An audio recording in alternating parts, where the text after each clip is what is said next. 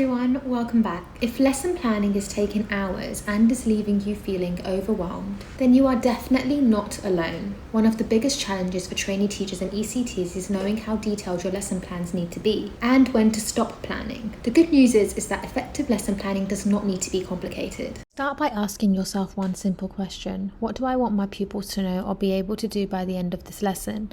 Once you have identified your learning objective, every activity should help pupils move towards that goal.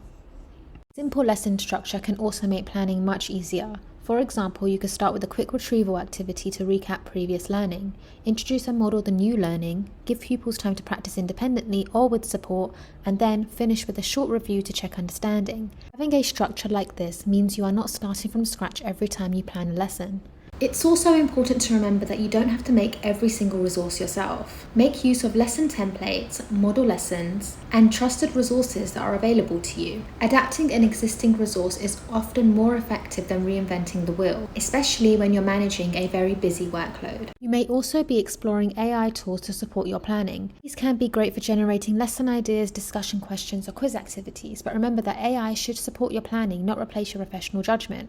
Always check that any content is accurate and suitable for the needs of your pupils.